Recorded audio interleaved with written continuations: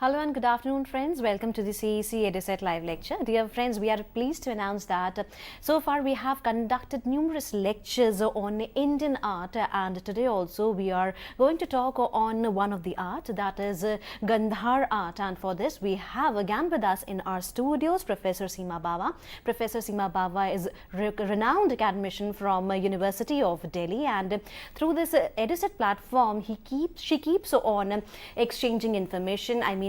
She keeps on giving you sufficient information which helps you study your course material, as well as sometimes it helps you in enlightening your knowledge. So without wasting any time, I would like to welcome our guest, Professor Seema Bawa. Hello ma'am, welcome to the EduSet lecture. Thank you.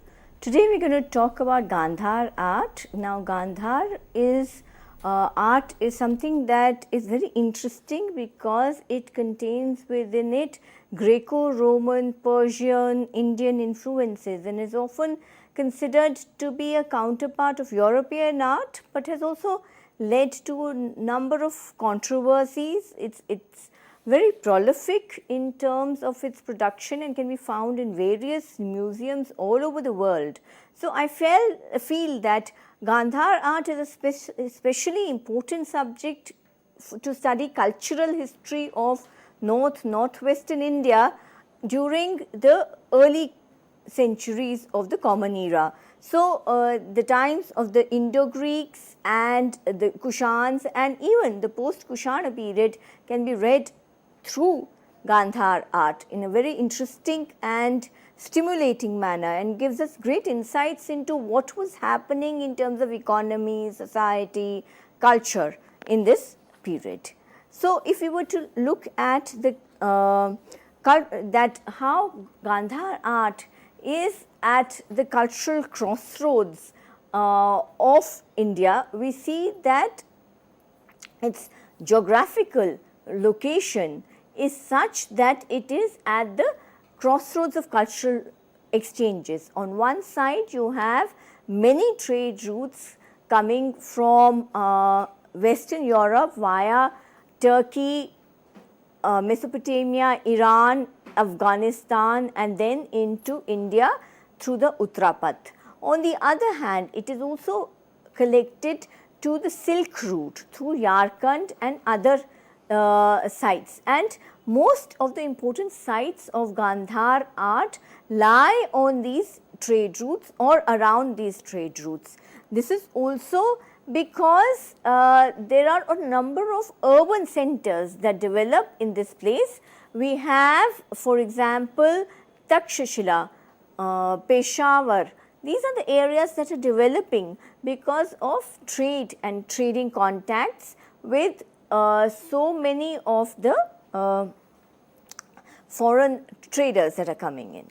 Also, there are a number of new powers that are coming in. There is a push into from Central Asia into the Indian subcontinent. So first we have the Greeks, then we have the Indo-Greeks or the Bactrians, the Parthians, and then the Kushanas or the Kushipas coming into India. And this is why Gandhara art becomes an amalgam of Hellenistic.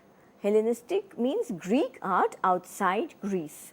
Okay, so Hellenistic, Roman, Iranian, and indigenous art. So influences from Mathura, from Sarnath are also flowing into Gandhara art. We see that a number of compositional traits are also being adapted from Roman mortuary art. That is, in Rome you have a number of tombs, and these tombs are carved with a lot of sculptures and relief figures. These get adapted into Gandharan narrative sculptures, as we will be seeing. The divine attributes and the decorative elements are taken from Greek as well as Iranian roots. So we have numerous influences coming up. Now what are the areas that mark Gandhara?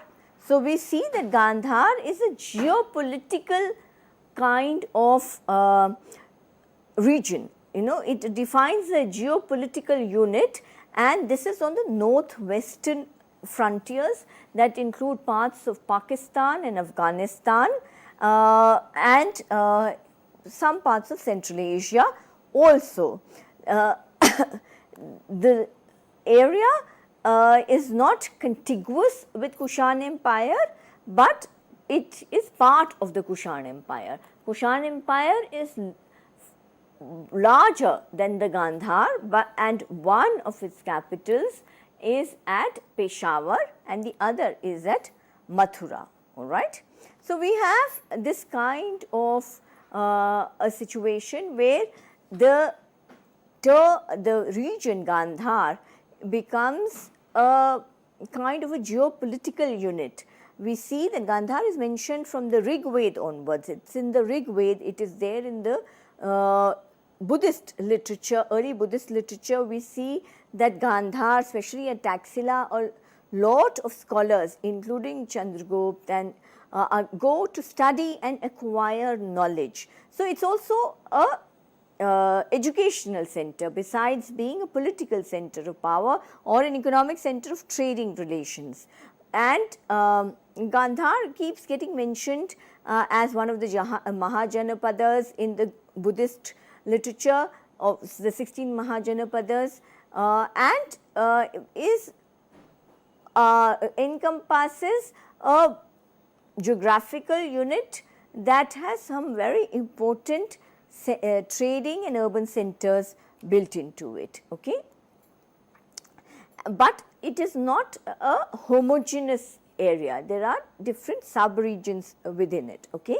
But largely, if we look, it represents the art that developed and spread in northwestern part of India. It can be dated from the 1st century BCE to 4th century CE. Now, this is when it is at the mature levels, but of course, it continues a little further on. There are major centers of art activity in the kingdom or the region, such as at Bactria, at Kapish, at Swat, and in Gandhar, means Gandhar itself. The materials that are used are stone, basically various kinds of sandstones, schist, both blue and grey schist, and slate. Other kinds of materials that are used as stucco, then you have gold, and some other even copper reliquaries have been found, right. If we use besides and mediums also differ according to the kind of sculpture that is being made. So, for Greco-Roman sculptures of gods and goddesses and princes, stucco is often used because finer details are being used, and these stucco sculptures were then painted with red lips, black pupils, golden details, black hair, etc. All right. Ivory is another medium that we see that is being used, which is specially used in the Kapish region, and we have found a large assemblage of ivory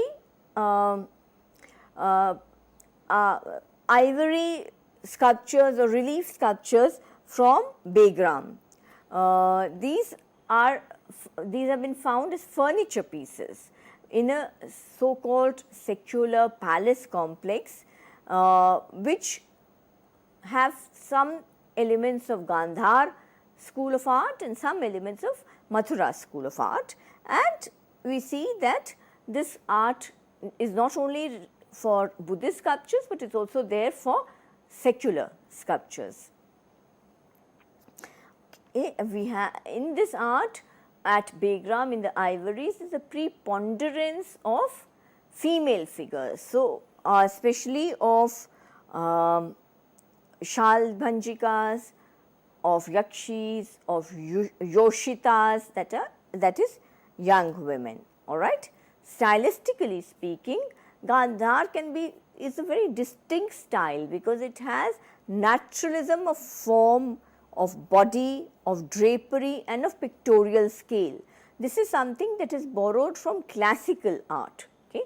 this the bodies are made in the classical tradition with emphasis on the perfection of human form, and this is again derived from the classical kind of a way of making the human forms, where perfection, human perfection, perfection of physicality was emphasized. Now, when we compare this with Mathura or even before that Sanchi or Bharut, we see that this naturalism is a little less, and scale and other parts of the sculpture composition are kind of relegated to the background and the subject becomes more important, all right. So, this naturalism is not so important in the so called Indic or Indian, purely Indian kind of art styles as much as it is in the Gandhar tradition, because Gandhar tradition is something that is basically derived from Greco-Roman tradition. These bodies are shown as youthful and strong. Now, they are shown as youthful and strong because these are supposed to be perfect bodies, okay? And youth is when the bodies are at their best, rather than old age where bodies sag or become less elastic, okay? Male figures have a lot of musculature on them. Now, by musculature we mean that their muscles, their bones, their veins are very well defined, and this torso is squarish rather than very V-shaped, okay.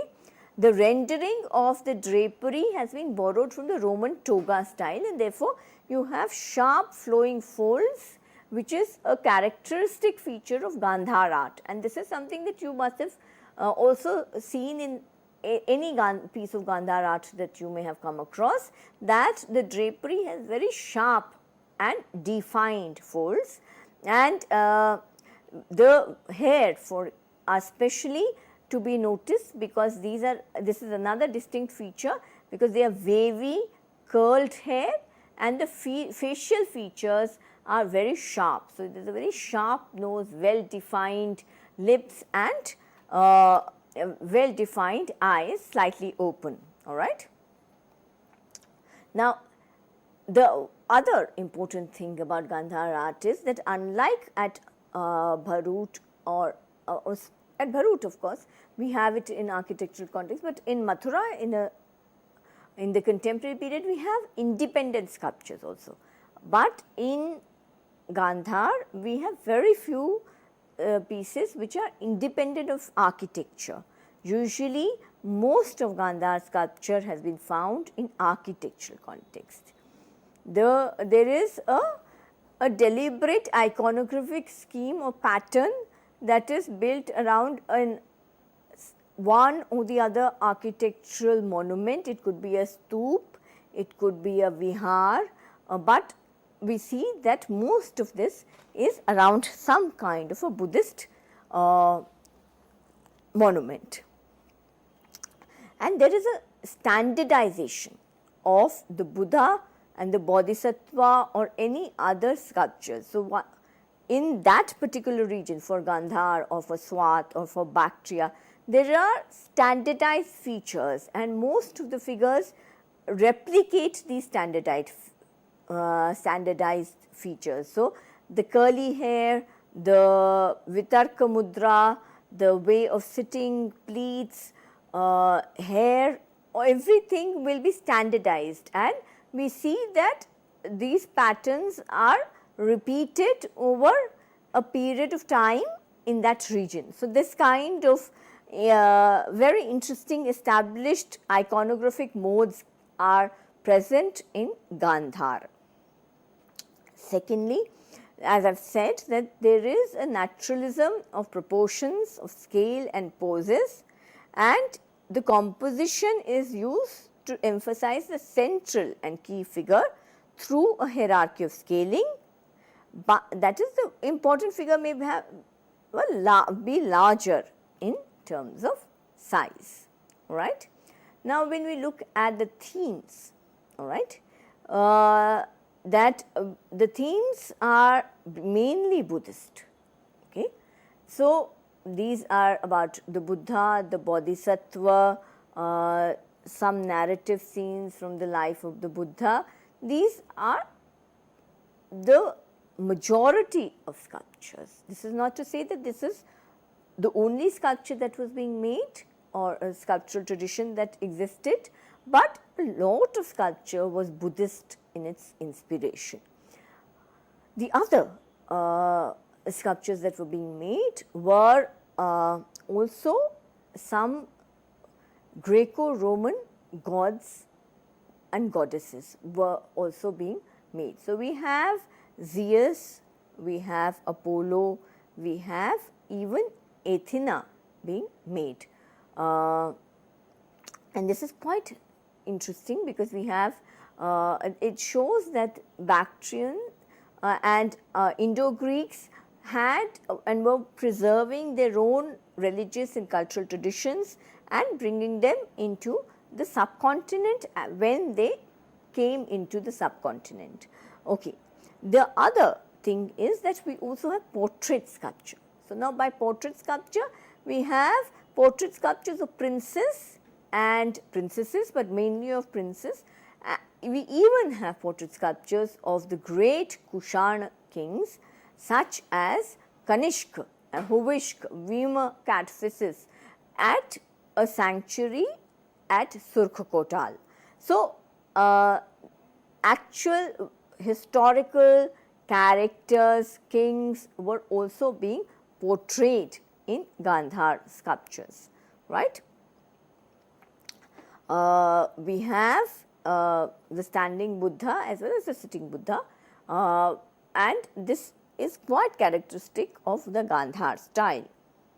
What we see is that there is a uniformity of pose, costume, lakshan, that is signs, and other features. When we look at the Buddha, is usually depicted standing frontally with one leg bent. He is shown wearing a heavy robe that covers both shoulders. The Sanghati covers both shoulders and his left hand hangs down, but the right hand is raised in Abhay or Varada Mudra, but at times you see him in Dharma, in Bhumi Sparsh Mudra, that is touching the earth, or also in Dharma Chakra Mudra, that is turning the wheel of law, which we will just be looking at. Usually there is a top knot or an ushnish on top of the head, and there may be a urna or a dot on the forehead. He is not adorned with any other jewelry, though his elongated earring lobes suggest that he did wear jewelry as a prince. Usually behind the head there is a halo with or without a lotus. He is also shown, a seated Buddha figure is usually shown in Dharma Chakra Mudra, or which is the gesture of teaching, or in Dhyan Mudra, which suggests meditation. Right. Now, because this is northwestern India and we do know that it is during the Kushana times that the 4th Buddhist Council was held, when the schism between the two sects of Buddhism, Mahayana and Hinayan, Mahasangikas and Theravadins, was formalized, and a certain degree of acceptance was now accorded to the Mahayanis or the Mahasangikas. In the Mahasangika Mahayana tradition, there was an acceptance and propagation of the concept of the Bodhisattva. Now, a Bodhisattva is a Buddha who has all the features, virtues of the Buddha, but chooses not to attain Buddhahood. He transfers the merit to the devotee rather than attain Buddhahood himself. And there are various Bodhisattvas. They embody particular virtues. So, you could have a Bodhisattva of generosity, a Bodhisattva of kindness, etc. So, and these are the ones that start getting depicted in Gandhara art in very important and significant uniform manner. Okay. These represent Mahasattva Bodhisattvas who embody the fulfillment of Bodhisattvahood, that is the future Buddhahood. The male figures are shown standing or seated and wearing a dhoti like lower garment. The torso is bare except for the shawl like length of cloth over the shoulder, something like a uttariya. The hairstyle is more elaborate than that of the Buddha, with wavy hair falling over the shoulder. So, it can also come down over the shoulder. They have an urna or a dot on the forehead and the ushnish on the head with the halo behind. They are shown wearing sandals and may, like the Buddha, have a moustache. Besides this, we have narrative themes at Gandhar. These narratives are related to mainly the Jatakas and also to the Tushita phase of Shakyamuni's life, that is where he is in the heaven of the 33 gods, and this is often shown, and there are other heavens like that of Sukhavati that are also being shown at Gandhar. So, this element is taken from Mahayana Buddhism and emphasized and visualized in Gandhar sculptures. One of the moments that is depicted very often is the moment of enlightenment and the moments just after that. These narratives are based on the canonical Buddhist literature and also on biographical texts such as the Buddha Charit of Ashwaghosh. Ashwaghosh wrote a Sanskrit kavya called Buddha Charit. He also wrote another kavya called the Swandananda, which is based on the life of Buddha. It tells about the events in the life of Buddha, and these also seem to have been a source of the narrative sculptures that can be seen in Gandhar. Okay. Another very popular scene is the birth of Buddha by Maya Devi, his mother, under a shal tree. The enlightenment of Buddha, the victory over Mar or Mar Vijay or Mar Dharashan,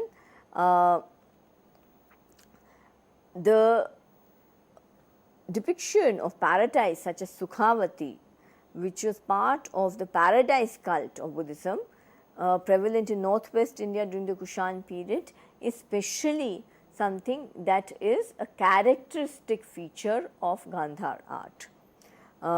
This cult centers on the belief that every devotee, through accumulation of merit, seeks to be reborn into a paradise where he can reside without further rebirth and transmigration till he reaches nirvana. Besides Buddhism, besides Buddhists, we do have other deities, and besides Buddha and Bodhisattva, we have Buddhist deities such as Kuber, Panchika and Harika, which is the ideal Yaksha and Yakshi pair. Kuber independently can also be shown as a corpulent, that is pot-bellied, royal personage. Hariti also may be shown independently with children all around her, because she is a Buddhist goddess who is known as also Bahuputrika. She is somebody who has numerous children, not just one but many children. Legend has it she had 500 children, and she was a Yakshi who protected as well as devoured children. We also have bacchanalian scenes, that is scenes of drinking wine, which are shown people drinking in groups or individually, making wine, pouring wine. Many of these scenes are shown, and these have a lot of classical Greco-Roman elements in their rendering. these were some things that recently some studies have shown that bacchanalian scenes are, or drinking scenes are something that were accepted, and wine was even made in the monasteries. And you have the bowls and inscriptions on bowls that wine was also being made by Buddhist monks. So, this seems to have been part of both of ordinary life, of social life. It was not supposed to be something that was prohibited. Okay. Gandhara art was not something that was static. It was not that from this 1st century BC till 4th century CE, nothing was happening, you know, everything remained the same. It was not like that. There are changes. The first period is archaic or primitive, and there are very few Hellenistic elements. The compositions are slightly clumsy or poor according to Charles Fabry. Charles Fabry says that the second period is the classical style. There is more mastery of form, there is idealization, there is serenity, etc. The third is where mannerism or rigid canons of beauty are slowly given up for novelty, and there is more movement, there is more flexibility, and more decorative elements are usually brought in, and this is where stucco as a medium becomes more popular. And the very late style or the end is when you have almost the end of or post Gandhara style, where there is mannerism, there is dramatism in, and crowded compositions can be seen. Right. Now, I am going to now show you some of the images as to where this art has been found. This art was found, as I said, in northwestern India. Some of the parts or cities where you get a profusion, one is Taxila. Now, Taxila was divided into 3 important mounds. The Bhir mound, which is Mauryan, pre-Mauryan and Mauryan. Then you have the Sirkap, which is the largest mound, which was Indo-Greek in Kushan, and then you have the Sirsuk, which is later, and it is later Kushans and others. So, now this is the Taxila mound, and you can see the Sirkap mound, which was excavated by Marshall, and you can see here that it has straight roads leading, you can see this road, and there are structures on both sides. These structures are both administrative, secular, as well as you have religious structures such as the Dharma Rajika Stupa at Taxila.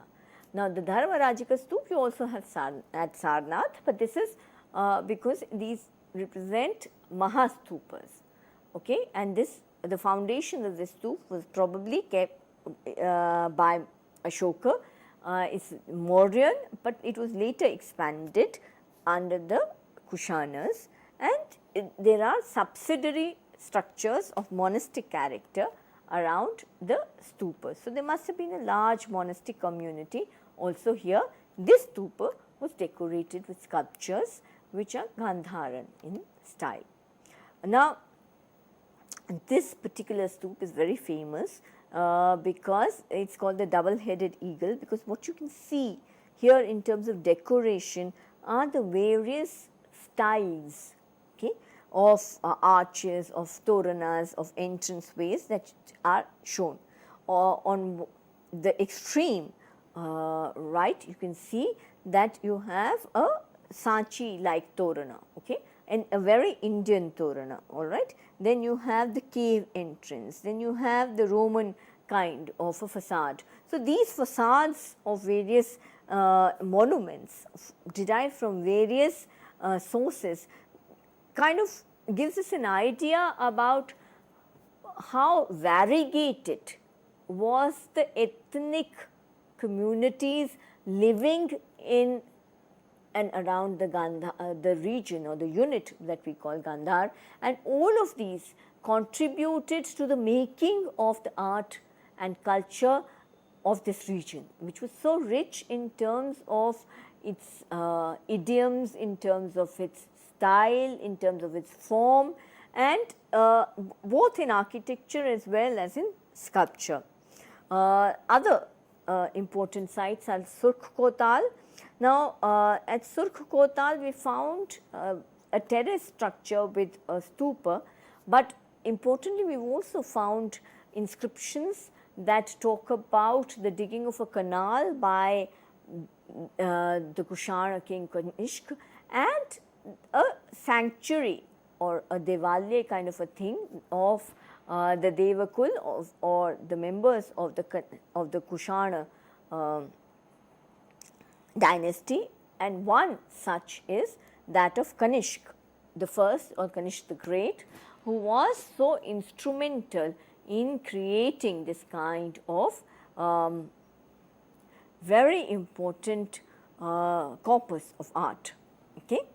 The temple inside was probably Zoroastrian, it was because we have mention of a fire altar and those kind of rituals also in the inscription. Another inscription nearby is the Rabatak inscription, which also mentions the genealogy of the Kushans, including Kanishk. So, it is also again a very important inscription that gives us historical information about the kings who ruled this place, and this specific sculpture is a portrait sculpture, and it has been pieced together, and if you can see here that he is wearing boots, he is wearing a tunic and an overcoat over that. These are all characteristics of Scythian inspired Gandhar sculpture. Okay. Another very important site is Takhte-Bahi.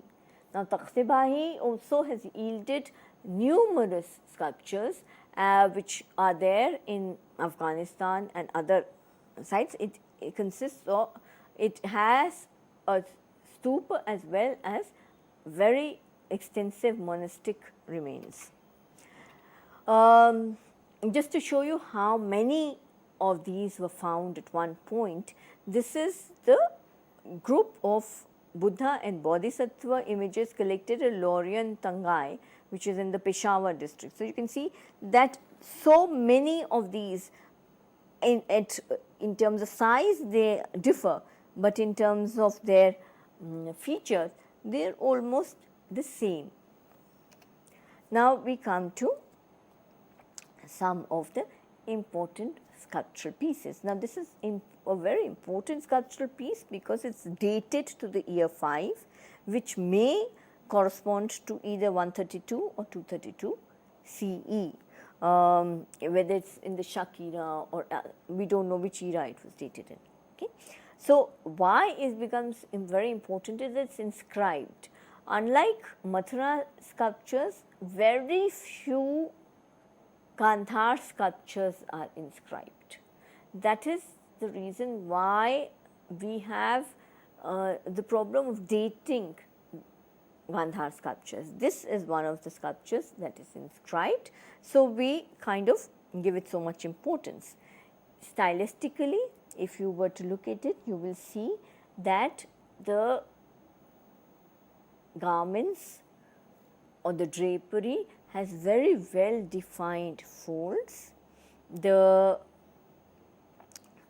hair on top are wavy with a ushnish or a top knot, and the features are very sharp, very well defined. There is musculature in the torso because he is wearing clothes. This musculature is slightly less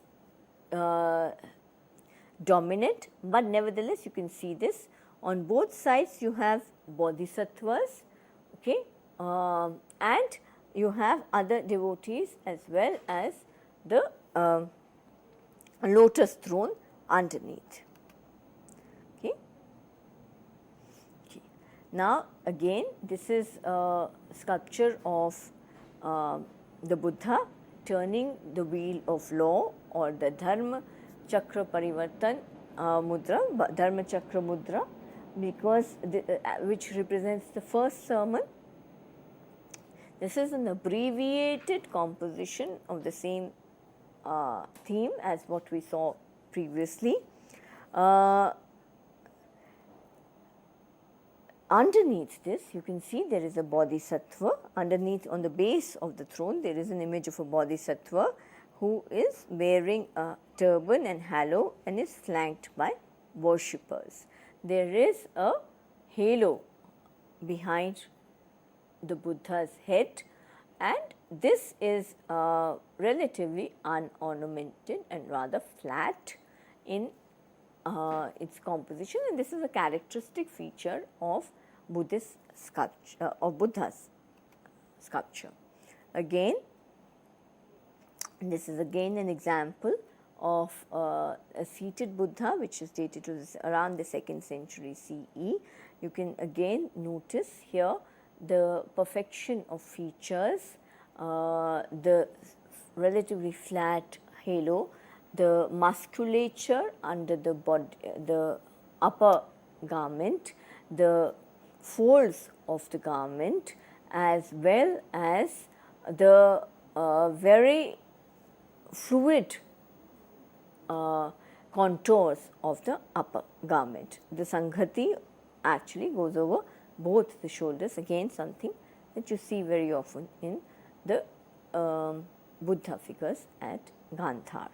Okay. He is sitting on, unlike the other figures, he is not seated on a lotus, but he is seated on a Singh asana.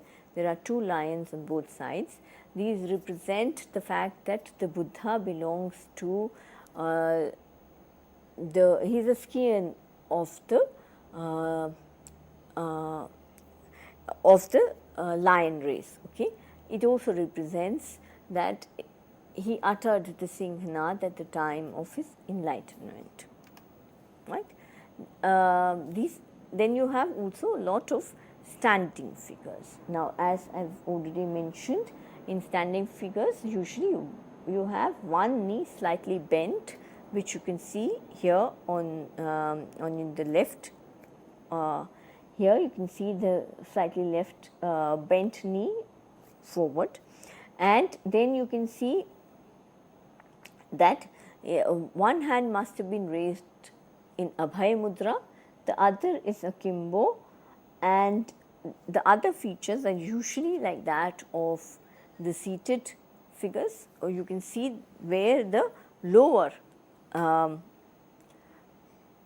chiton or the lower garment ends, and this is like the Roman toga, you know, the folds and the way it is ends is something that you see very often in Roman sculpture.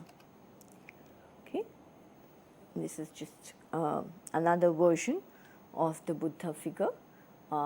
Here this is from, to show you another kind of school, which is from Jamal Garhi, and here you can see that there are a number, here the wavy hair and the ushnish are more pronounced, right. Sometimes you have the Buddha as a moustached figure also.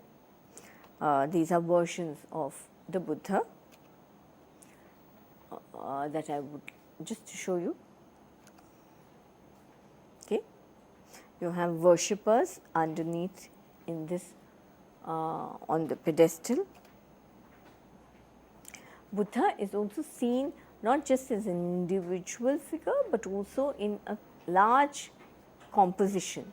Often he is seated in the middle, and there is an architectural kind of an architectural element where you can see windows, arches, facades of various buildings, and within these arches are the bodhisattvas. It could be Avalokiteshvara and Maitreyi, it could be other bodhisattvas. Then you have meditating Buddhas or Manushi Buddhas also located within this particular narrative landscape. underneath they could be monks, they could be devotees, these are set to make this composition emphasizing the Buddha. Again, this is a similar thing in which the Buddha is seated on a lotus, and you can see the bodhisattvas and other divinities around him. Sometimes he is also shown in a royal posture. Now, the other great variety that you get is of bodhisattvas. Now, bodhisattvas are differently posed than the Buddha. One, that they are bejeweled. They often wear a lot of jewelry. Then, the bodhisattvas also marked by the fact that they have a small stupa on their headdress that represents the relics of the Buddha, and he may or may not, as a bodhisattva, he holds some kind of an attribute in his head. In this, he is as Maitreyi, he is holding a pot in his left hand, and this is known as the wisdom urn. Okay, and he is flanked often by his acolytes, his brothers Vasubandh and Asanga. This is another bodhisattva. This is from Sikrai, and this is made of schist. This has an amalgam of Hellenistic and Roman Iranian styles. Okay.